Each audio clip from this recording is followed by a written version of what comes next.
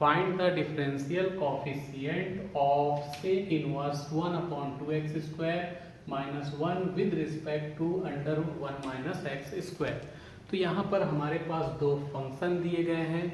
इस फंक्शन के रिस्पेक्ट में इस फंक्शन का डिफरेंशियल कोफिशिएंट फाइंड करना है, मतलब डिफरेंशिएशन फाइंड करना है।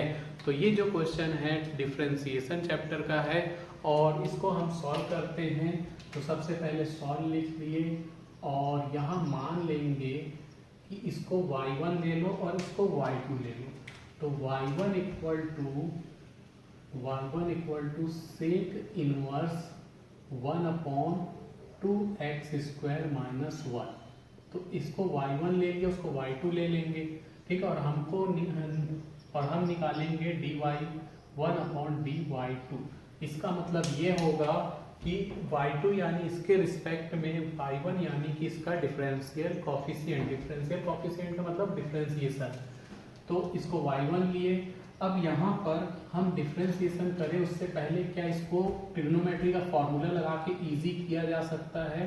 तो हाँ, किया जा सकता है। मैं x के जगह ले लूँगा x equal to cos theta, ठीक। तो y1 इक्वल टू हो जाएगा sec inverse 1/2 cos square theta minus 1। तो ये y1 हो जाएगा sec inverse 1/2 cos square theta होता है कॉस 2 थीटा।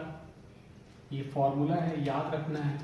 टू अब ये हो जाएगा y1 equal to sec inverse 1/cos 2 theta हो जाएगा सेक 2 थीटा।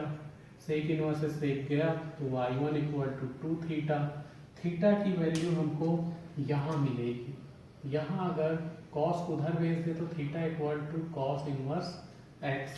तो यहाँ ये y1 इक्वल टू हो जाएगा y1 equal to 2 cos inverse x। तो इस तरह से हमने अभी सिर्फ ट्रिग्नोमेट्री फॉर्मूले का यूज करके इस y1 को बहुत सिंपल फॉर्म में ले आया।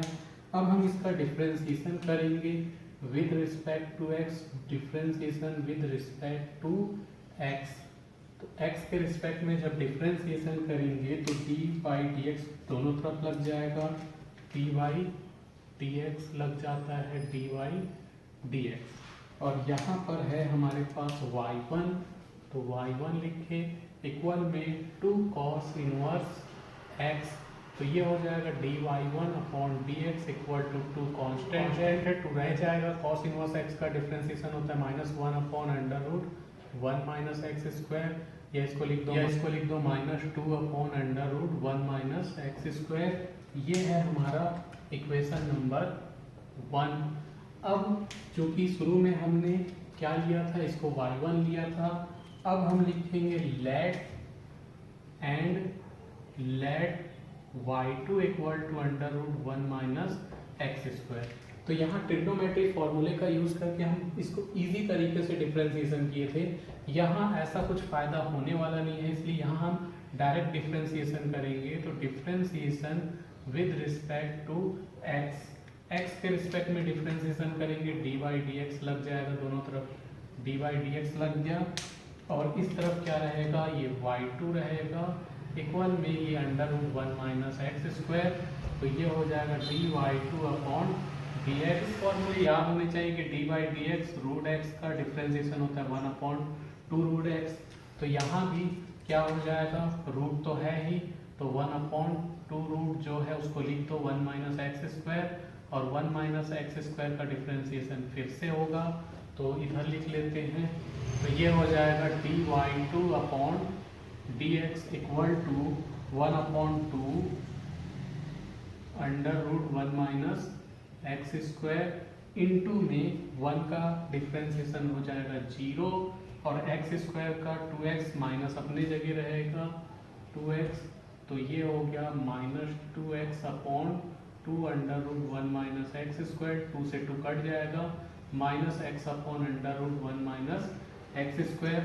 तो ये इक्वेशन 1 था। जिस तरह से ये इक्वेशन 2 है, हमको क्या निकालना था, dy1/dy2, यानी कि इक्वेशन 1 में इक्वेशन 2 को डिवाइड कर दो।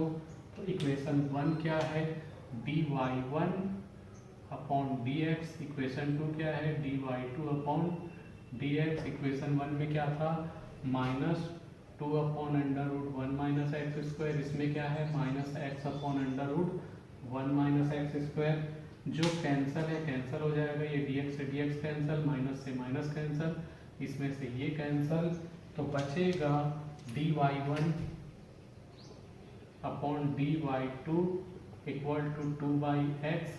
हमें क्या करना था, सेकंड फंक्शन के रिस्पेक्ट में, यानी कि y2 के रिस्पेक्ट में y1 फर्स्ट फंक्शन जिसको y1 बोले थे का डिफरेंशियल कोफिशिएंट निकालना था, मतलब नीचे ये सेकंड फंक्शन, यहाँ फर्स्ट फंक्शन, जो कि आ चुका है और यही हमारा आंसर है।